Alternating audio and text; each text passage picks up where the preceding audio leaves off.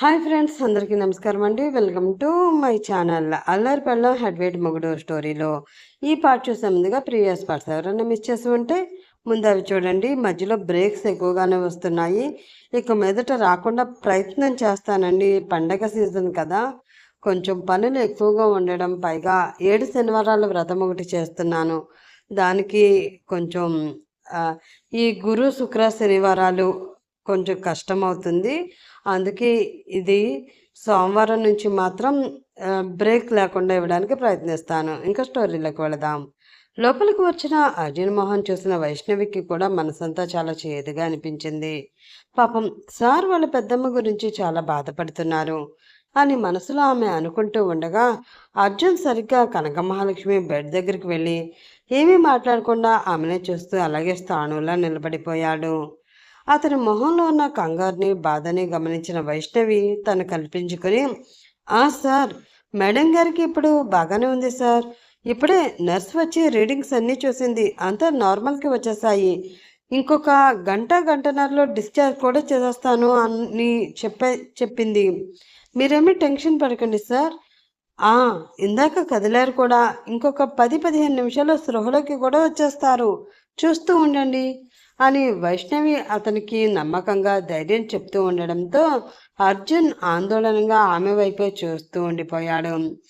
Bed మీద పడుకుని ఇదంతా వింటున్న కనక మహాలక్ష్మికి కొడుకు మీద బెంగ ఎక్కువైపోయింది.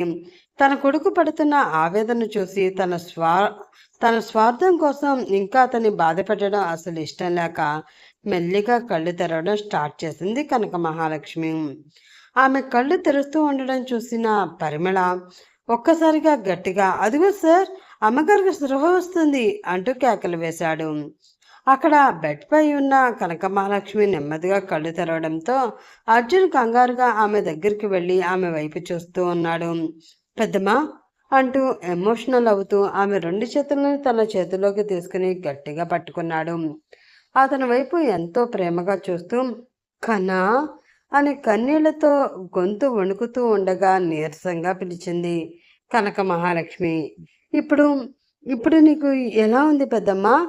నీళ్లు నిండిన కళ్ళతో ఆమెను చూస్తూ అడిగాడు అర్జున్. నాకు ఏమవుతుందిరా, నువ్వున్నావు కదా, నువ్వుండగా నాకేమీ కానివ్వవు, ప్రేమగా అతన్ని చూస్తూ అంది మహాలక్ష్మి. అవును పెద్దమ్మ, నేనున్నాను. ఉండగా నీకు ఏమీ కానివ్వను. అంతా నేను చూసుకుంటాను. నువ్వేమీ మాట్లాడకుండా ప్రశాంతంగా రెస్ట్ తీసుకో పెద్దమ్మా. మనం త్వరగా తర్వాత మాట్లాడుకుందాం అని అర్జున్ ఆమెకి సర్ది చెప్పబోయాడు. లేదురా, ఇది నేను రెస్ట్ తీసుకునే సమయం కాదు. ఏంటో గుండెల్లో పట్టేసినట్లుంది. నా మనసులో మాట నీకు చెప్పి నా భారమంతా తీర్చుకోవాలనిపిస్తుంది కన్నా. నా ప్రాణం ఎప్పుడు పోతుందో నాకే తెలియదు. కానీ ఆ ప్రాణం పోయే లోపల నీ జీవితంలో ఒకే ఒక్క ముచ్చట చూడాలని ఆశపడుతున్నానురా. ఈ అమ్మ కోరిక నువ్వు తీరుస్తావా అని కనక మహాలక్ష్మి చాలా నిరాశగా, బాధగా అతన్ని చూస్తూ అడిగింది. ఆ మాట వినగానే అర్జున్ కళ్ళు చిన్నవి చేసి ఆమె వైపు సందేహంగా చూస్తూ, ఏంటి పెద్దమ్మాది అని అడిగాడు. అప్పటికే అతని వాయిస్లో వచ్చిన చేంజ్ని వైష్ణవి క్లియర్గా అర్థమవడంతో ఈ ప్లాన్ కూడా అట్టర్ ఫ్లాప్ అని మనసులో ఫిక్స్ అయిపోయింది. అది నీ పెళ్ళిరా. అందరిలాగానే నువ్వు పెళ్లి చేసుకుంటూ ఉంటే చూడాలని ఉంది. మహాలక్ష్మి లాంటి కోడలు ఇంట్లో అడుగు పెడితే ఆమెకి నా బాధ్యతలు అంతా అప్పగించి నేను అని కనక మహాలక్ష్మి తన మాటని కంప్లీట్ చేయకముందే వెంటనే ఆమె చేతుల్ని వదిలేసి ఆవేశంగా 2 అడుగులు వెనక్కి జరిగాడు. కోపంతో తన పిడికిలి గట్టిగా బిగించి, అనుకున్నాను, నేను ముందే అనుకున్నాను. హార్ట్ అటాక్ అని చెప్పి నన్ను నమ్మించి ఇలాంటి ఒక దిక్కుమాలిన హాస్పిటల్లో నిన్ను జాయిన్ చేసి అసలు ఎంబీబీఎస్ అనే పదానికి అర్థం కూడా తెలియని ఒక వెధవని తీసుకువచ్చి డాక్టర్ అని నాకు పరిచయం చేసి వాడి చేత పిచ్చి పిచ్చి మాటలన్నీ చెప్పించినప్పుడే నాకు అనుమానం వచ్చింది. వెనకాల ఇలాంటి చెత్త బ్యాక్గ్రౌండ్ స్క్రీన్ ప్లే ఏదో నడుస్తుందని. కానీ నీ మీద ఉన్న నా ప్రేమ నన్ను నిజాన్ని చూడనివ్వలేదు. ఇప్పుడు అంతా నాకు క్లియర్గా కనిపిస్తుంది. ఇంతకీ ఈ కథ, ఈ స్క్రీన్ ప్లే ఎవరిది? నీదా లేదు అంటే అని అంటూ అప్పటికే భయంతో కాళ్ళు చేతులు వణికిపోతూ తన వెనకే నిలబడి ఉన్న పరిమళ కాలర్ పట్టుకుని ముందుకు లాగుతూ, ఈ చెత్త వెదవదా అంటూ గర్జించాడు అర్జున్. అతను అంతలా అరిచేసరికి కనకమహాలక్ష్మి కంగు తిని ఏం మాట్లాడాలో తెలియక అలా నోళ్లు వెళ్ళబెట్టి చూస్తూ ఉండిపోయింది. తమ ప్లాన్ అట్టర్ ఫ్లాప్ అయింది, తమ నాటకం అందరి ముందు బయటపడిపోయింది అన్న విషయం కూడా ఆమె మెదడు ఇంకా గ్రహించలేకపోయింది అతని అరుపుల వేడికి. ఆవిడ ఇంకా నయం, షాక్లో అలా చూస్తూ ఉండిపోయింది. అంతేకాని పరిమళకి పైనుంచి కింద వరకు బాడీ అంతా షివర్ అయిపోయింది. ఎక్కడ అతను తనని చంపేస్తాడో అన్న భయంతో కళ్ళు పెద్దవి చేసి రెప్ప కూడా వేయడం మానేసి అతని వైపే భయంగా చూస్తూ ఉన్నాడు పరిమళ.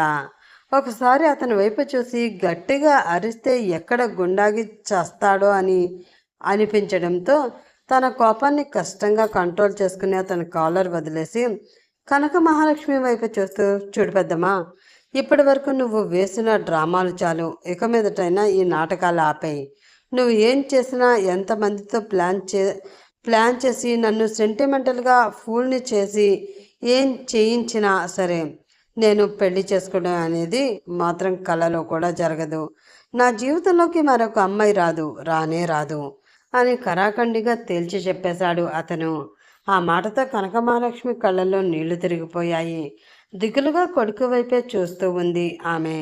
అర్జున్ తనని వదిలేస్తాడు అన్న ఆనందంలో అక్కడ జరిగేది ఏదీ పట్టించుకోకుండా బ్రతికిపోయాను అన్న ఫీలింగ్ని మనసారా ఫీల్ అవుతున్న పరిమళ అక్కడ జరుగుతున్నది ఏమీ పెద్దగా పట్టించుకోలేదు. వైష్ణవికి కూడా బాధగా అనిపించింది. ఎందుకంత మూర్ఖంగా ప్రవర్తిస్తున్నాడు ఈయన గారికి? వాళ్ళ ఆడిన నాటకమే కనిపిస్తుందా? ఆ నాటకం ఆడడానికి ఆమె ఎంత నరకం అనుభవించిందో అర్థం కావడం లేదా అని మనసులో అనుకుంటూ అసహనంగా చూస్తూ ఉంది ఆమె. కనక మహాలక్ష్మి వైపు అసహనంగా ఒక చూపు చూసి అక్కడి నుంచి కోపంగా అడుగులు వేస్తూ వెళ్తూ ఆగి మళ్ళీ వెనక్కి తిరిగి, ఈసారైనా ఏదైనా డ్రామా ప్లే చేయాలి అనుకున్నప్పుడు కాస్త ముందుగా వచ్చి నాకు చెప్పండి. ఆ డ్రామాని ఎలా ప్లే చేయాలో, ఎంత పర్ఫెక్ట్గా చేయాలో, ఎక్కడ ఎవరికి చిన్న అనుమానం కూడా రాకుండా దాన్ని ఎలా ముందుకు తీసుకువెళ్లాలో నేనే ఐడియా ఇస్తాను. అంతే తప్ప మీ చిన్ని బ్రెయిన్కి ఎక్కువ పని పెట్టి ఇలాంటి దిక్కుమాలిన చెత్త ప్లాన్లు వేసి నా టైం వేస్ట్ చేయొద్దు అని మొహం మీద కొట్టినట్లు చెప్పి అక్కడి నుంచి గబగబా వెళ్ళిపోయాడు అర్జున్. ఆ మాటతో కనకమహాలక్ష్మికి చాలా కోపం వచ్చింది. అమ్మ పడే కష్టం తెలియట్లేదు వీడికి, వీడి టైం వేస్ట్ చేస్తున్నానట మాట్లాడుతున్నాడు చూసావా అమ్మ, ఉక్రోషంగా అంది కనకమహాలక్ష్మి. చేతులు రెండు కట్టుకుని వారి వైపు చూస్తూ భారంగా శ్వాస తీసుకుని వదిలి, తప్పు మీ అబ్బాయిది కాదు ఆంటీ, మీదే అంది వైష్ణవి. హా, నిజంగా తప్పు నాదే. వాడి జీవితం బాగుంటే చూడాలి అని ఆశపడుతున్నాను చూడు, నిజంగా తప్పు నాదే. ఇప్పుడు తెలిసి వచ్చింది కదా, ఇంకా చూడు, నేను అసలు దేని గురించి పట్టించుకోను, ఎవరి గురించి పట్టించుకోను, ఎవరు ఎలా పోతే నాకెందుకు అని ముక్కుపుటాలు అదిరిపోతుండగా అంది ఆమె. ఆమె ఉక్రోషం చూసి చిన్నగా నవ్వుకుంటూ వెళ్ళి ఆమె పక్కనే కూర్చుని, ఆంటీ ఏంటిది చిన్నపిల్లలా ఇది అంటూ ఆమె కన్నీళ్లు తుడుస్తూ, మీరు మీ అబ్బాయిని చాలా తక్కువ అంచనా వేశారు ఆంటీ. అతన్ని ఫూల్ చేయడం మీరు అనుకున్నంత సులభమైన పని కాదు. అసలు అతన్ని అలా ఫూల్ చేసి పెళ్లికి ఒప్పించగలిగే శక్తి ఈ ప్రపంచంలో ఒకే ఒక్కరికి ఉంది. అది తెలుసుకుని మీరు వాళ్ళ సహాయం తీసుకోవాలి. కానీ ఇలా మీరు మీకుగానే ప్లాన్ చేసేసుకుంటే ఇలాగే అట్టర్ ఫ్లాప్లు అవుతాయి అంది చాలా కాన్ఫిడెన్స్గా వైష్ణవి. ఆ మాట వినగానే అప్పటి వరకు నీరసంగా ఉన్న ఆ ఇద్దరు ఒక్కసారిగా ఆశగా ఆమె వైపు చూస్తూ, ఎవరా ఒక్కరు అని ఒకే కంఠంతో అడిగారు. వారిద్దరి వైపు వరాలిచ్చే బాబాలా చూసి, అది ఎవరో కాదు, the one and only Vaishnavi, అంటే నేనే అంది వైష్ణవి తన గుండెల మీద చెయ్యి వేసుకుంటూ గర్వంగా. ఆ మాట వినగానే అప్పటి వరకు వాళ్ళ మొహాల్లో వచ్చిన ఆ ఉత్సాహం అంతా ఒక్కసారిగా నీరు కారిపోయింది. నువ్వా అంటూ ఇద్దరు చాలా నిరాశగా దిగులుగా మొహాలు పెట్టారు. ఏంటి ఇద్దరు అంత దిగులుగా మొహాలు పెట్టారు? అంటే నేనేమీ చేయలేను అనుకుంటున్నారా? నువ్వా అని అంత తీసి పడేయకండి ఆంటీ. నా టాలెంట్ ఏంటో మీకు చూడాలని ఉంటే మీ అబ్బాయిని ఇలా హాస్పిటల్కి కాదు, రేపు మార్నింగ్ టెంపుల్కి తీసుకురావడానికి ప్లాన్ చేయండి. అక్కడ నేనంటే ఏంటో చూపిస్తా. మీ కొడుకు మెడలు వంచి ఒక అమ్మాయి మెడలో తాళి కట్టేలా చేస్తా అంది ఒక పవర్ఫుల్ ప్లాన్తో ఉన్నట్లుగా. ఆమె ఆమె కాన్ఫిడెన్స్ చూసి వాళ్ళకి కూడా కొంచెం కాన్ఫిడెన్స్ రావడంతో, సరేలే, ఇప్పటివరకు ఎన్నో ప్లాన్లు వేసి విఫలమైన చరిత్రలు మాకు చాలానే ఉన్నాయి. ఇప్పుడు మరొకటి ఫ్లాప్ అయినా కొత్తగా పోయేదేమీ ఉండదు. ఇది సక్సెస్ అయితే వాడి పెళ్ళి అవుతుంది, లేదు అంటే శుభ్రంగా ఏ కాషాయ వస్త్రాలు ధరించి కాశీకి పోతాను తప్ప ఈ టెన్షన్స్ నా వల్ల కాదు. అసలు పెళ్లి చేసుకోకుండా మోడి బారిపోయిన మొక్కలా ఎండిపోతున్న నక్కలా మారిపోతున్న వాడి జీవితం చూస్తూ నేను బ్రతకలేనురా బాబోయ్ అని నిట్టూరుస్తూ అంది కనకమహాలక్ష్మి. ఆ మాట వినగానే వైష్ణవి చిన్నగా నవ్వి, మీరు కాషాయ వస్త్రాలకి ఫిక్స్ అయిపోకండి ఆంటీ. శుభ్రంగా పెళ్లికి కట్టుకోవాల్సిన కాస్ట్లీ పట్టు చీరల గురించి ఆలోచించండి. రేపంతా మీరు అనుకున్నట్లే జరుగుతుంది అని వాళ్ళ ఇద్దరికీ ధైర్యం చెప్పింది వైష్ణవి. దానితో ఒకరి మొహం ఒకరు చూసుకుని, సరే పాపేదో ముచ్చటపడుతుంది, అది చూద్దాం అన్నట్లు విరక్తిగా పెదవి విరిచారు పరిమళ, కనక మహాలక్ష్మి. పాపం బాబు మీద వాడుకున్న కాన్ఫిడెన్స్ అది మరి. సరే, నాకు చిన్న పని ఉంది, ఇప్పుడే వస్తాను అని వాళ్ళతో చెప్పి అర్జున్ వెళ్ళిన వైపు వేగంగా వెళ్ళిపోయింది వైష్ణవి. అలా బయటకు వెళ్ళిన ఆమెకి అదే హాస్పిటల్ కారిడార్లో ఉన్న ఒక చైర్లో కూర్చుని చాలా సీరియస్గా ఆలోచిస్తూ కనిపించాడు అర్జున్. అది చూసి, ఏంటి అమ్మగారు ఇచ్చిన షాక్ నుండి ఇంకా తేరుకోలేదా ఏంటి బాబుగారు, అంత సీరియస్గా ఆలోచిస్తూ కూర్చున్నారు అని మనసులోనే అనుకుంటూ మెల్లిగా వెళ్ళి అతని పక్కనే ఖాళీగా ఉన్న చైర్లో కూర్చుంది వైష్ణవి. పక్కన ఒక మనిషి ఉన్నది అన్న సంగతి కూడా అస్సలు పట్టించుకోకుండా అలాగే దీర్ఘాలోచనలో మునిగిపోయి ఉన్నాడు అర్జున్. అతను అలా చూసి, ఇంకా ఎంతసేపు సార్ అంటూ అడిగింది వైష్ణవి. ఆ మాటతో ఆమె వైపు మొహం పక్కకు తిప్పి చాలా సీరియస్గా చూస్తూ, ఏంటి అన్నాడు అతను గంభీరంగా. అదే, ఇంకా ఎంతసేపు ఇలా ఆలోచిస్తూ దిగులుగా కూర్చుంటారో చెప్తే అంతసేపు పక్కనే కూర్చుని వెనక్కి వాలి హాయిగా ఒక కొనుక్కు వేద్దామని అంది వైష్ణవి కొంచెం వెటకారంగా. అసహనంగా ఆమె వైపు చూస్తూ, నీకు నిద్ర వస్తే ఇంటికి వెళ్ళి పడుకో, నా పక్కన కూర్చుని నా బుర్ర తినవలసిన అవసరం లేదు అన్నాడు అర్జున్ విసుగ్గా. ఇప్పుడు టైం ఎంత అయిందో తెలుసా? అర్ధరాత్రి 11 గంటలు. ఈ టైంలో ఇంటికి వెళ్ళాను అంటే మా అమ్మ ముందు నా కాళ్ళు విరగ్గొట్టి ఆ తర్వాత ఆలస్యానికి అసలు కారణం అడుగుతుంది. అంత సాహసం నేను చేయలేను, కానీ ముందు ఇది చెప్పండి, నేను మీ బుర్ర ఎందుకు తింటాను సార్? కాకపోతే అంటూ చెప్పాలా వద్దా అన్నట్లు ఆలోచిస్తూ ఆగిపోయింది వైష్ణవి. కాకపోతే అని అడిగాడు అర్జున్. అదే సార్, పొద్దుటి నుంచి మీ దగ్గర వర్క్ చేసి చేసి ఆకలి అన్న పదాన్నే మర్చిపోయాను. మధ్యాహ్నం కూడా ఏమీ తినలేదు, కాబట్టి ఇప్పుడు నాకు చాలా ఆకలి వేస్తుంది. కొంచెం ఫుడ్ ఏమైనా ఇప్పిస్తే అది తినేసి హ్యాపీగా నేను వెళ్ళిపోతాను. అసలే లేట్ అయింది కదా, ఈ టైంలో నేను ఇంటికి వెళితే మా మమ్మీ నాకు అన్నం పెట్టడం కాదు, నాకు పిండం పెట్టే కార్యక్రమం మొదలు పెడుతుంది. అంత రిస్క్ నేను తీసుకోలేను సార్. ఈరోజు ఫ్రంట్ రూమ్కి వెళ్ళిపోవాలి, ప్లీజ్ సార్ అంటూ బ్రతిమలాడుతున్నట్లు అడిగింది వైష్ణవి. దానితో అమాయకంగా పెట్టిన ఆమె మొహాన్ని చూసిన అర్జున్కి చిన్నగా నవ్వు వచ్చింది. కానీ ఈ టైంలో ఏ రెస్టారెంట్లు ఓపెన్ చేసి ఉండవే అని అతను ఆలోచిస్తూ ఉండగా అప్పుడే ఐసీయూ రూమ్ నుండి హ్యాపీగా చక్కగా నడుచుకుంటూ బయటకు వచ్చిన కనకమహాలక్ష్మి, నాకు కూడా చాలా ఆకలిగా ఉందిరా, చాలాసేపటి నుంచి తిందాము అని వేడివేడిగా బిర్యానీ తెచ్చుకుంటే అందులో సగం కూడా తినకుండా నువ్వు వచ్చేసావు. ఆ మిగిలింది మొత్తం ఈ సచ్చినోడు తినేశాడు. ఇప్పుడు నాకు బాగా ఆకలి వేస్తుంది అంటూ వచ్చి అర్జున్కి మరొక పక్కన కూర్చుంది ఆమె. వాళ్ళిద్దరి వైపు మార్చి మార్చి చూసి తీవ్రమైన విసుగుతో తలపట్టుకున్నాడు అర్జున్. అలా తలపట్టుకుంటే కుదరదు సార్, అక్కడ ఇద్దరు ఆడవాళ్ళు వేసిన ఆర్డర్ని మీరు నెరవేర్చక తప్పదు, మగవాడిగా ఇది మీ బాధ్యత అంటూ అక్కడికి వచ్చాడు పరిమళ. దాంతో ముగ్గురు వైపు ఒకసారి కోపంగా చూసి, సరే తగలడండి, ఏదో ఒకటి చేస్తాను అని గంభీరంగా అంటూ ముందుకు నడిచాడు అర్జున్. దానితో అతను వెనకాలే బయలుదేరారు ఆ ముగ్గురు. Already driver car tyre puncture వేసుకుని కార్ని అక్కడికి తీసుకురావడంతో అందరూ కలిసి ఆ కారులోనే బయలుదేరారు. ఆ కార్ ఒక రెస్టారెంట్ ముందు ఆగింది. లైట్స్ అన్ని ఆపేసి క్లోజ్ చేసి ఉన్న ఆ రెస్టారెంట్ని చూసి, క్లోజ్ చేసి ఉంది బాస్, ఫుడ్ దొరకడం కష్టమేమో అంది వైష్ణవి నిరాశగా. ఏమి కాదు, ముందు దిగండి అని అతను చెప్పడంతో అతని మాట మీద నమ్మకంతో అందరూ కారులోంచి కిందకి దిగారు. వాళ్ళు సరిగ్గా రెస్టారెంట్ డోర్ దగ్గరికి వెళ్ళేసరికి ఒకేసారి ఆ పెద్ద డోర్స్ ఓపెన్ అయ్యాయి. లోపల లైట్స్ వెలిగి మెరుస్తూ కనిపించాయి. అంతేకాదు అక్కడ లైవ్లో ఉన్న స్టాఫ్ స్టెప్స్లు అందరినీ చూసి, ఏంటి సార్, వీళ్ళు లేట్ నైట్ కూడా ఇక్కడ వర్క్ చేస్తారా అంటూ ఆశ్చర్యంగా అడిగింది వైష్ణవి. వాళ్ళు చేయడం లేదు, నేను చేయించాను. ఇది నా ఫ్రెండ్ రెస్టారెంట్. వాడికి కాల్ చేసి చెప్పడంతో తనకి అందుబాటులో ఉన్న చెఫ్లతో మనకి కావలసినవి ఫ్రెష్గా వండించాడు. త్వరగా తింటే పాపం వాళ్ళకి కూడా నిద్రలు వస్తాయి కదా, ఇంటికి వెళ్ళాలి. అసలే చాలా హడావిడిగా వచ్చారు అని అర్జున్ చెప్పేసరికి అందరూ నోళ్ళు వెళ్ళబెట్టారు. అప్పటికప్పుడు వాళ్ళు ఎంతో రుచిగా చేసి పెట్టిన వేడివేడి బిర్యానీని అందరూ కడుపు నిండా తినేశారు. అక్కడ భోజనం ముగించుకుని అక్కడ నుంచి కారులో బయలుదేరారు.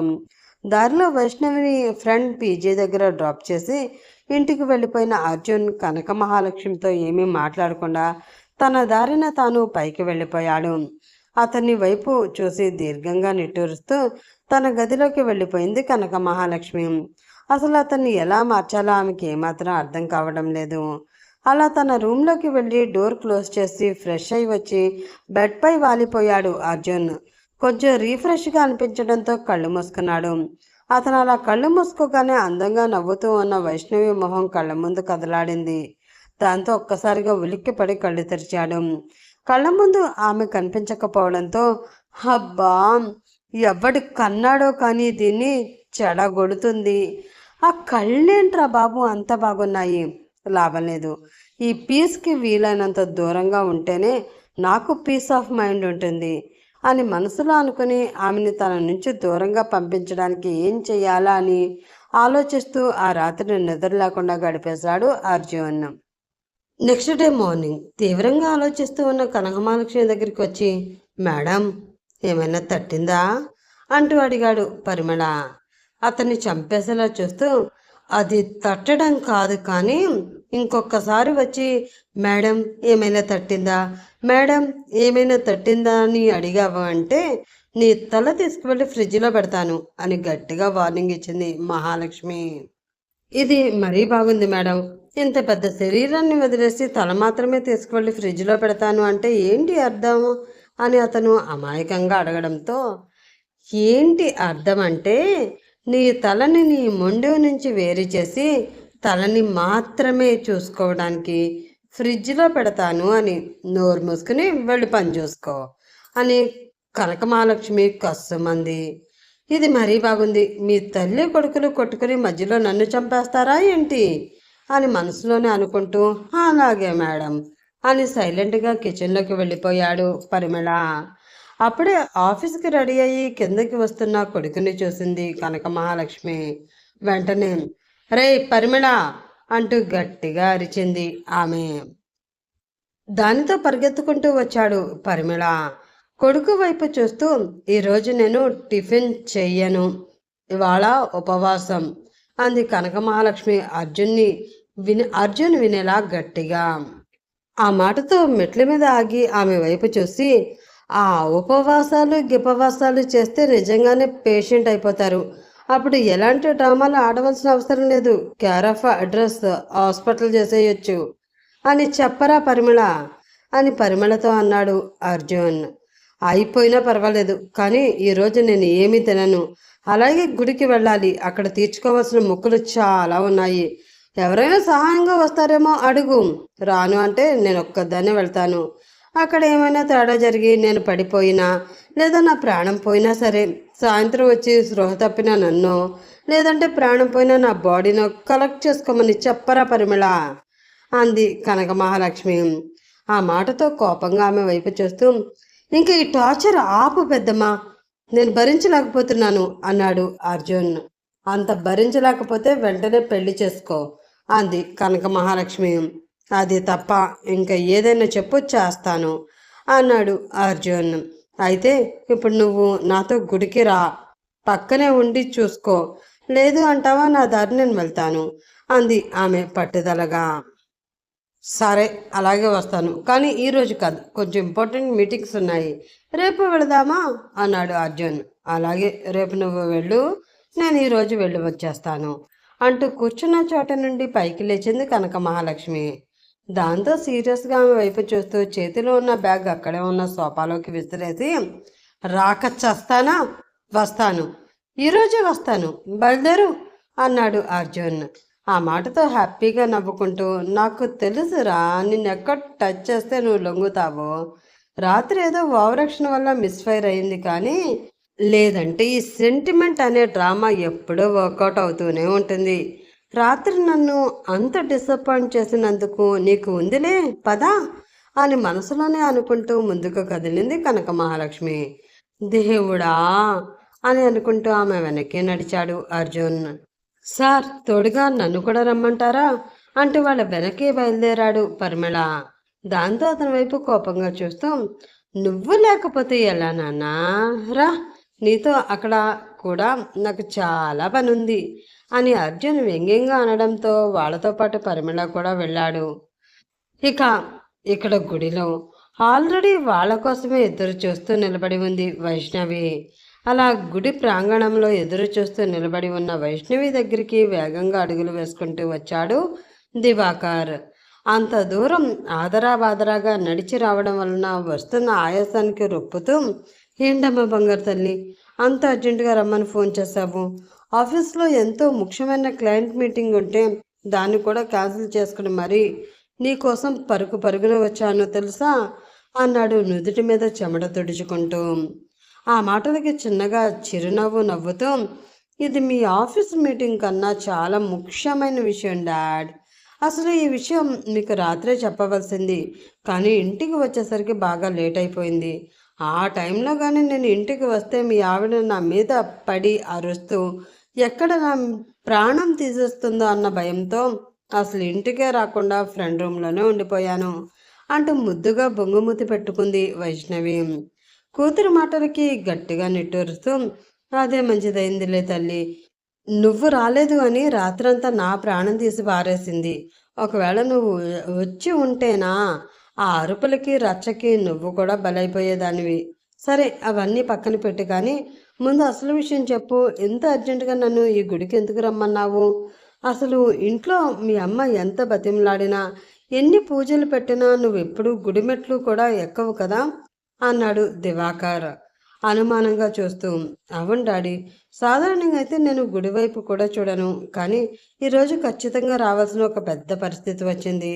పైగా ఇక్కడికి మనం మాత్రమే రాలేదు, కాసేపట్లో కనకమహాలక్ష్మి గారు, ఆమె ముద్దుల కొడుకు అర్జున్ కృష్ణ కూడా ఇక్కడికి వస్తున్నారు అంది వైష్ణవి నిదానంగా. ఆ పేరు వినగానే దివాకర్ మనసు ఒక్కసారిగా కకావికలమైంది. ఆయన కళ్ళల్లో సన్నటి తడిజి మెరిసింది. పాత జ్ఞాపకాలు గుర్తొచ్చి గుండెల్లో ఏదో తెలియని అలజడి మొదలవ్వగా, ఏంటి కనకం వస్తుందా అన్నాడు గొంతులో వణుకున ఆతృతని దాచుకోలేక. ఆయనలోని భావోద్వేగాలను గమనిస్తూనే, అవును డాడీ, అత్తయ్య వస్తున్నారు, కానీ ఆమెకి నేను మీ కూతుర్నని అస్సలు తెలీదు, అలాగే ఆ మూర్ఖుడికి కూడా నేను మీ కూతుర్ని అన్న విషయం ఏమాత్రం తెలియకూడదు. ఎవరికి ఏమీ తెలియకుండా ఇక్కడ మనం ఒక పెద్ద డ్రామా ఆడాలి. ఆ డ్రామా వాళ్ళ జీవితాలను మొత్తాన్ని ఒక్కసారిగా మార్చేయాలి. దానికి మీ హెల్ప్ నాకు చాలా అవసరం డాడీ అని అడుగుతున్న కూతురు వైపు చూసి ఎంతో ప్రేమగా ఆమె తల నిమురుతూ, నా బంగారు తల్లి, నా కోసం ఎంత కష్టపడుతూ ఉంటే నీకోసం నేను ఈ మాత్రం చిన్న సహాయం చేయలేనా అమ్మా? నన్ను ఏం చేయమంటావో చెప్పు, నువ్వు చెప్పినట్లు చేస్తాను అన్నాడు దివాకర్. దాంతో అతనికి అక్కడ చేయవలసిన ప్లాన్ అంతా పోసగుచ్చినట్లు క్లియర్గా చెప్పి, కరెక్ట్గా బాగా ఇక్కడికి వచ్చి దేవుడికి దండం పెట్టుకునే టైంలో ఇదంతా జరగాలి డాడీ, టైమింగ్ ఎక్కడా మిస్ అవ్వకూడదు. నాకు తెలుసు డాడీ, వాడిని చూస్తే మీకు ఎక్కడలేని కోపం వస్తుంది, కానీ నా కోసం, మన ప్లాన్ కోసం ఈ ఒక్కసారికి ఆ కోపాన్ని కంట్రోల్ చేసుకోండి. అంటూ ఎంతో దీనంగా బతిమలాడింది వైష్ణవి. ఆమె వైపు చూస్తూ, ఏమోరా తల్లి, వాడిని చూడాలంటేనే నాకు చాలా అసహ్యంగా చిరాగ్గా ఉంది. అలాంటి వాడితో నువ్వు లేనిపోని గేమ్స్ ఆడుతున్నావు. వద్దంటే నా మాట వినవు. పోనీ నీకు సపోర్ట్ చేయకపోతే నువ్వు బాధపడతావని చేస్తున్నాను, కానీ నువ్వు వాడి దగ్గర జాబ్ చేయడం కానీ అసలు నా ఎదుట వాడి పేరు తలవడం కూడా నాకు ఏమాత్రం ఇష్టం లేదు అన్నాడు దివాకర్ తీవ్ర అసహనంతో. ఆ మాటలు వింటూ, అయ్యో డాడీ, నీకు బావ పేరు ఎత్తితేనే అంత చిరాకుగా ఉంది.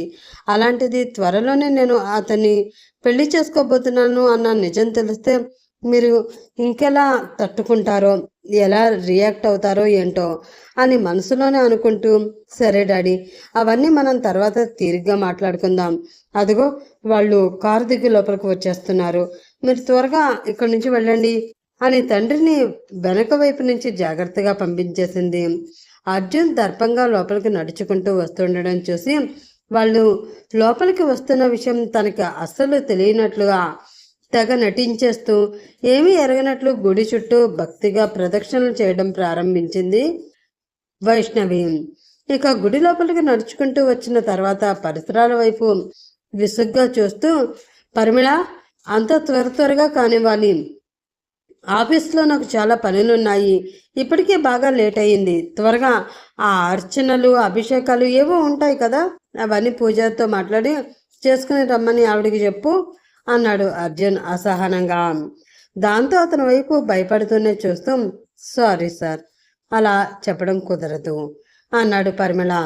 ఆ మాటతో వాణ్ణి చంపేసేలా నిలువున చూస్తూ, ఎందుకు కుదరదురా అని కోపంగా గట్టిగా అరిచాడు అర్జున్. ఎందుకంటే అమ్మగారు ఇక్కడికి వచ్చింది మామూలు అర్చన కోసమో అభిషేకం కోసమో కాదు సార్. మీ పెళ్లి త్వరగా జరగాలి అని పెద్ద మొక్కు మొక్కుకున్నారు. ఆ మొక్కు నెరవేరి మీ పెళ్లి జరగాలి అంటే ఈ గుడి చుట్టూ నేల మీద 108 సార్లు పొర్లు దండాలు పెట్టాలి. ఆ తర్వాత 108 ప్రదక్షిణలు చేయాలి. చేతిలో పచ్చ కర్పూరం వెలిగించుకుని హారతి పట్టాలి. ఆపై కోనేట్లో మునిగి స్నానం చేసి తడి బట్టలతో వచ్చి స్వామివారిని దర్శించుకోవాలి అంది. అది అమ్మగారు మొక్కుకున్న అసలైన మొక్కు. ఈ మొక్కులన్నీ తీరాలంటే నాకు తెలిసి ఇప్పటికిప్పుడు మొదలుపెట్టిన సాయంత్రం అయిపోతుంది సార్ అన్నాడు పరిమళ చాలా నింపాదిగా వివరిస్తూ. దాంతో అతని వైపు కళ్ళు పెద్దవి చేసి చాలా సీరియస్గా చూస్తూ, ఓ, అంత పెద్ద ప్లానా? సరే అయితే నువ్వు వెళ్ళి గుడి బయట ఒక అంబులెన్స్ రెడీ చేసి పెట్టు అన్నాడు అర్జున్ వెటకారంగా. అదేంటి సార్, అంబులెన్స్ ఎందుకు? మనం జడ్జాగా కారులోనే వచ్చాం కదా, అంతే జడ్జాగా కారులోనే వెళదాం అని అమాయకంగా మొహం పెట్టి అడిగాడు పరిమళ. వచ్చింది కారులోనేరా, కానీ ఈ మొక్కులన్నీ తీర్చి వెళ్ళేటప్పుడు ఎలాగో మేడం గారు ఈ ఎండలు ఇవన్నీ తీర్చుకుని సొమ్మసిల్లి కింద పడిపోతారు కదా, అప్పుడు కారులో కాకుండా నేరుగా హాస్పిటల్ అంబులెన్స్లోనే కదా తీసుకువెళ్ళాలి మరి అన్నాడు అర్జున్ దవడలు కొరుకుతూ. అయ్యో సార్, అక్కడే మీరు పెద్ద తప్పుగా అర్థం చేసుకుంటున్నారు మా మేడంని. ఈ కఠినమైన మొక్కులన్నీ మొక్కుకున్నది అమ్మగారే అయినా వాటినన్నిటినీ ఈ ఎండలో ఒళ్ళు హోనం చేసుకుంటూ తీర్చవలసింది మాత్రం అమ్మగారు కాదు, మీరు అన్నాడు పరిమళ నసుగుతూ. ఆ మాట వినగానే అర్జున్కి ఒక్కసారిగా నెత్తి మీద పిడుగుపడినట్లయింది. దిమ్మ తిరిగిపోయి, ఏంటి నేనా అంటూ నోట్లోంచి మాట రాగా కప్పలా నోరు తెరిచాడు అర్జున్. హా, నువ్వే. నువ్వు కాకపోతే ఇంకెవరు చేస్తారు చెప్పరా? నాకున్న ఒక్కగానొక్క కొడుకువి నువ్వే కదా. అదే నాకు ఒక కోడలు అంటూ ఉంటే ఈ గుడి మొక్కులు, ఈ బరువులు, బాధ్యతలన్నీ దాని నెత్తి మీద పెట్టి అది సరిగ్గా పూజలు చేస్తుందా లేదా అని అత్తగారిలా హాయిగా కుర్చీలో కూర్చుని అజమాయిషీ చేస్తూ ఉండేదాన్ని. కానీ ఈ జన్మకి నాకు అదృష్టం రాసి పెట్టలేదు కదా.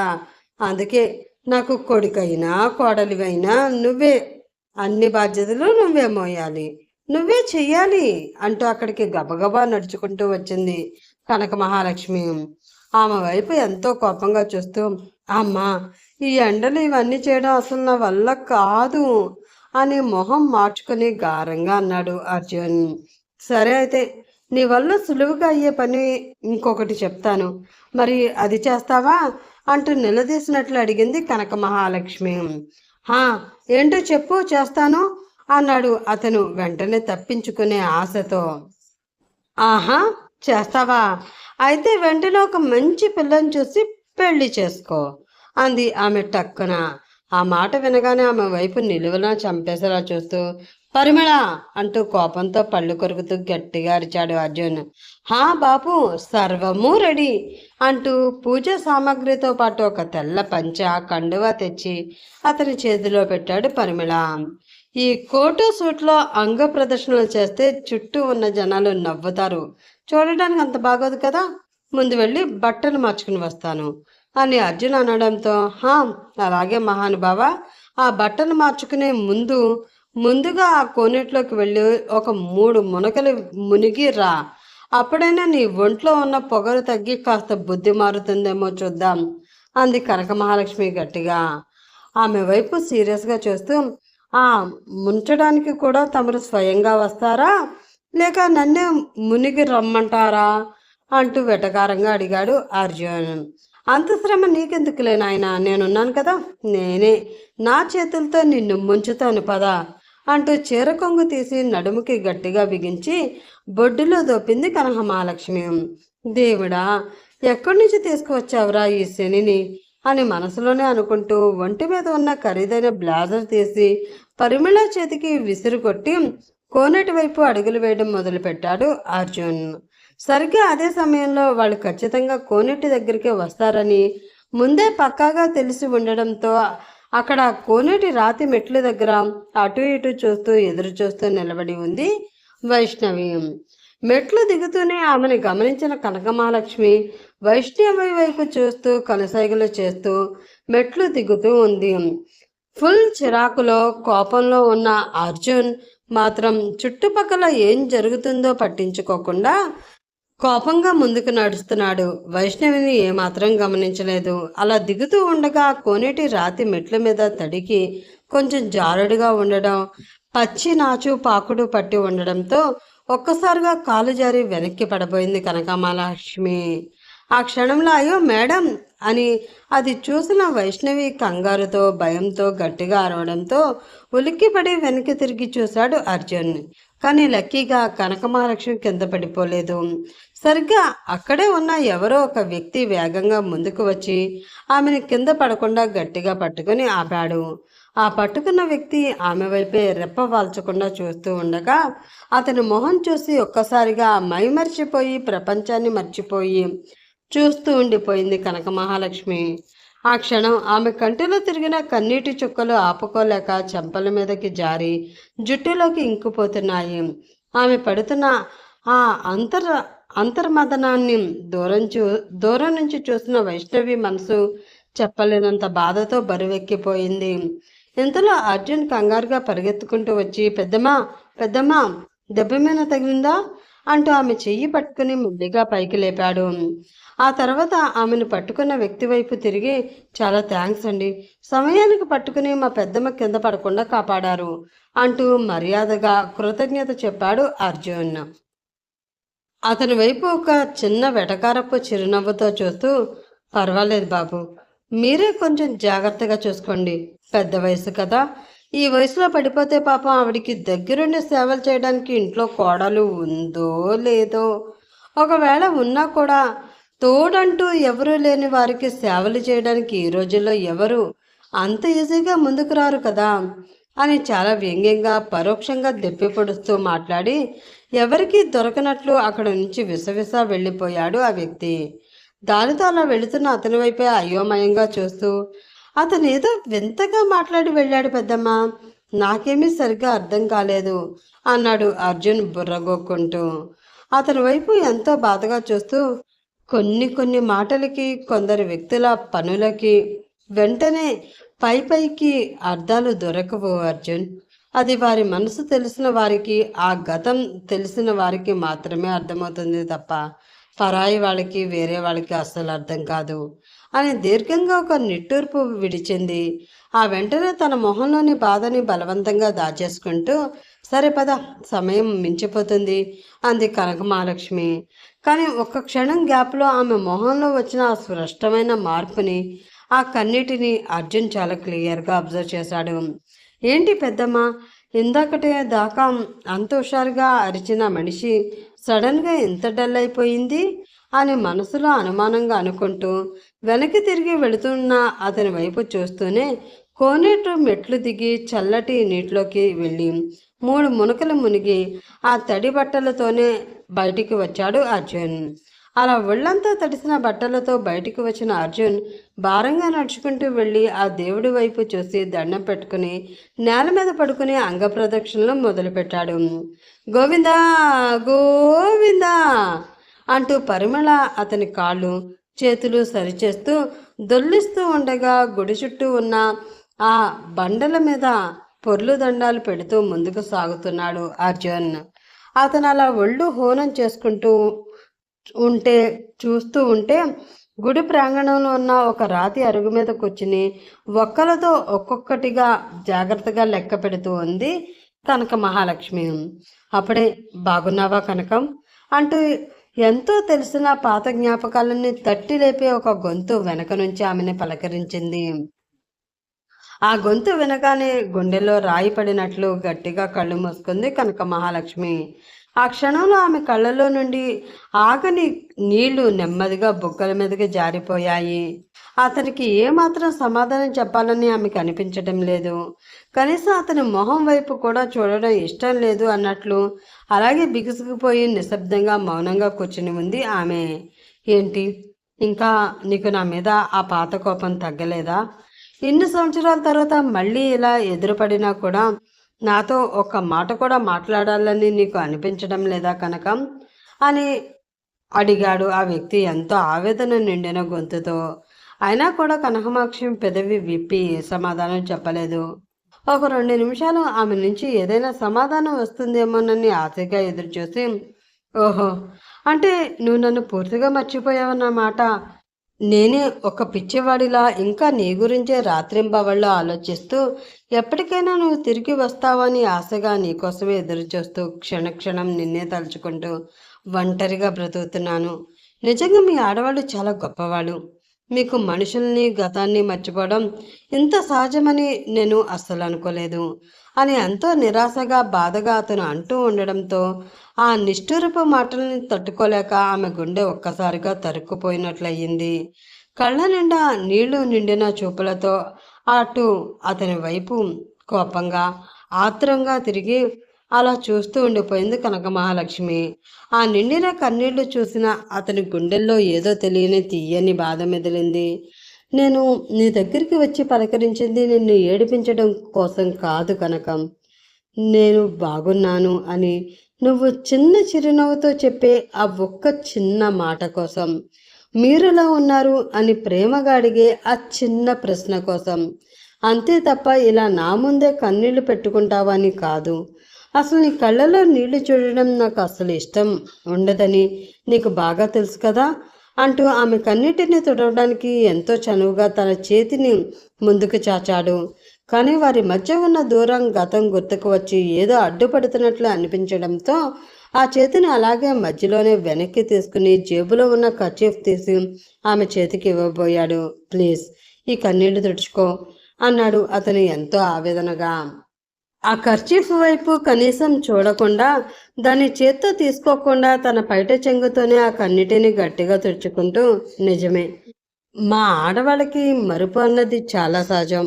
నువ్వే మా బంగారు తల్లివమ్మా, నువ్వే మా ఇంటి మహాలక్ష్మి, ఇంటి దీపానివమ్మ, నిన్ను కంటికి రెప్పలా ప్రాణంగా చూసుకుంటాము అని కన్న తల్లిదండ్రులు ఎంతగానో ప్రేమిస్తూ చిన్నప్పటి నుంచి పెంచుతూ చెప్పిన ప్రతి మాటను పెళ్లి తర్వాత మేము అలాగే సులభంగా మర్చిపోతాము. నా అనుకున్న కన్న కుటుంబం నుంచి పూర్తిగా వేరయ్యి సరికొత్తగా వేరే వారి కుటుంబం కోసం బ్రతుకుతూ ఉంటాము. అక్కడ కూడా నువ్వంటే నాకు ప్రాణం, నువ్వే మా ఇంటి దేవతవి, నువ్వే నా సర్వస్వం అని భర్త ఎన్నో తీపి మాటలు చెప్తాడు. ఆ మాటలకి ఎంతో అమాయకంగా పొంగిపోయి అతనికి మనస్ఫూర్తిగా మమ్మల్ని మేము అర్పించుకుని అతని కుటుంబం కోసమే రక్తం ధారపోస్తూ బ్రతుకుతూ ఆ కుటుంబమే నాది అనుకుంటాము. కానీ ఆ కుటుంబం నన్ను ఎప్పటికీ ఒక పరాయి దానిలా చూసినా, పరాయి ఇంటి నుంచి వచ్చిన ఆడపిల్ల అంటూ పదే పదే చిన్నచూపు చూసినా కూడా ఏమాత్రం పట్టించుకోకుండా ఆ బరువుని బాధ్యతగా ఫీల్ అవుతూ వాళ్ళ కోసమే బ్రతుకుతూ ఉన్న మాకు మొదట్లో భర్త ప్రేమగా ఇచ్చిన ఆ తీపి మాటలు కాలక్రమేణా మర్చిపోవడం చాలా సహజమే. ఆ తర్వాత పుట్టిన పిల్లలు, ఇలా మమ్మల్ని కన్న తల్లిదండ్రుల దగ్గర నుంచి మేము కన్న పిల్లల వరకు జీవితంలో ఏదో ఒక సమయంలో ఏదో ఒక మాట వాళ్ళు మాకు ఆశగా ఇస్తూనే ఉంటారు. పరిస్థితుల ప్రభావం వల్ల అవి వాళ్ళతో పాటు మేము కూడా మర్చిపోయి ముందుకు నడవడమే. ఎప్పుడు వాళ్ళ సంతోషం కోసమే బ్రతకడమే మాకు తెలుసు. కానీ మా ఆడవాళ్ళకి జీవితంలో ఎప్పటికీ మరుపంటూ రానిది ఇంకొకటి ఏంటో తెలుసా అంటూ సూటిగా నిశ్చలంగా అతని కళ్ళల్లోకి చూసింది కనక మహాలక్ష్మి. ఏంటి అన్నట్లు ఎంతో ఆతృతగా ఆమె మొహంలోకి చూశాడు అతను. ఎలాంటి స్వార్థం లేకుండా మనసారా ప్రేమించిన వ్యక్తి ప్రేమనే మేము ఎప్పటికీ మర్చిపోలేము. ఆ నిస్వార్థమైన ప్రేమ మేము చనిపోయి మట్టిలో కలిసే వరకు మా గుండెలో ఒక పవిత్రమైన మూల చాలా పదిలంగా దాగి ఉంటుంది. జీవితంలో రేపు ఎలాంటి కష్టమైనా రానివ్వు, నష్టమైనా జరగనివ్వు, కన్నీళ్ళైనా ఎదురవ్వనివ్వు, ఎంత భరించలేని గుండె కోత ఎదురైనా సరే అది వచ్చినప్పుడు ఆ పాత ప్రేమని ఒక్కసారి మనసులో తలుచుకుంటే చాలు, మా మనసు ఎంతో ప్రశాంతంగా మారుతుంది. ఆ ప్రేమ తాలూకు జ్ఞాపకాల కోసమే బ్రతకాలి. ఆయుష్ తీరేలోపు ఒక్కసారైనా ఆ ప్రేమని మళ్ళీ తిరిగి పొందాలి అన్న చిన్న ఆశతో మాత్రమే జీవితం కడవరకు బ్రతుకుతాము. నాది కూడా సరిగ్గా అలాంటి విషాద జీవితమే. కానీ దురదృష్టవశాత్తు ఆ ప్రేమను పొందే అదృష్టం మాత్రం నాకు రాసి పెట్టి లేదు అంది కనక మహాలక్ష్మి కళ్ళల్లో దారగా కారుతున్న నీళ్లతో. అసలు ఆ అదృష్టం లేదు అని నువ్వెందుకు అనుకుంటున్నావు కనకం? ఆ రోజు నా ప్రేమని కాదనుకుని నన్ను వదిలేసి దూరం వెళ్ళిపోయింది నువ్వే. ఈరోజు నిన్ను వెతుక్కుంటూ నీ కోసం తప్పిస్తూ కావాలని వచ్చిన నన్ను ఏమీ ఎరగని ఎవరూ తెలియని ఒక పరాయి వ్యక్తిలా చూస్తున్నది కూడా నువ్వే. నువ్వొక్కసారి మనసు మార్చుకుని అను కనకం, నీకు ఆ పాత ప్రేమని మరొక్కసారి పరిచయం చేస్తాను.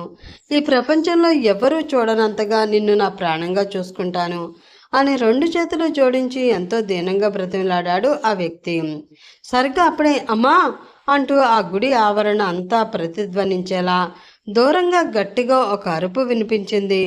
దాంతో ఉలిక్కిపడి ఒక ఉదుటన అటు తిరిగిన కనక మహాలక్ష్మికి నేల మీద పొర్లుతూ ఉన్న అర్జున్ ఇంకా అది భరించలేక ఒక్కసారిగా ప్రదక్షిణలను మధ్యలోనే ఆపేసి నేల మీద చతికిలబడి కూర్చుని మోకాళ్ళ మీద మోచేతులు ఆనించి ఆ అరచేతిలో బరువుగా తలపెట్టుకుని ఇంకా నా వల్ల కాదు బాబోయ్, నడుం విరిగిపోతుంది అంటూ ఒంటి నొప్పులతో అరుస్తున్న అరుపులు స్పష్టంగా వినిపించాయి. అది చూడగానే ఆవేశం, కొడుకు మీద విపరీతమైన ఆందోళన కలగడంతో ఎదురుగా నిలబడి ఉన్న వ్యక్తిని అతని మాటలను కూడా పూర్తిగా పక్కన పెట్టేసి కంగారుగా చీర సర్దుకుంటూ అర్జున్ వైపు వేగంగా పరుగు తీసింది కనక మహాలక్ష్మి. అలా కొడుకు కోసం తనని వదిలేసి వెళ్ళిపోతున్న ఆమె వైపే రెప్పవాల్చకుండా చూస్తూ గుండెల్లోని చేతి నిజాన్ని తలుచుకుంటూ ఎంతో విరక్తిగా పెదవి విరిచాడు ఆ వ్యక్తి. ఆ తర్వాత ఏం జరుగుతుంది? వీళ్ళిద్దరి జీవితంలోకి వచ్చిన ఈ కొత్త వ్యక్తి ఎవరు? ఇతనికి వైష్ణవికి సంబంధం ఏంటి? ఇతను వైష్ణవి తండ్రి దివాకరా లేక మరొక వ్యక్తి? తెలుసుకోవాలంటే నెక్స్ట్ పార్ట్ కోసం వెయిట్ చేస్తూ ఉండండి ఫ్రెండ్స్. అలాగే ఈ పార్ట్ మీకు నచ్చితే ప్లీజ్ లైక్ చేసి షేర్ చేసి సబ్స్క్రైబ్ చేసుకుని మీ సపోర్ట్ ఛానల్కి అందించండి. నెక్స్ట్ ఎపిసోడ్లో మళ్ళీ కలుసుకుందాం. అప్పటి వరకు bye bye, have a nice day.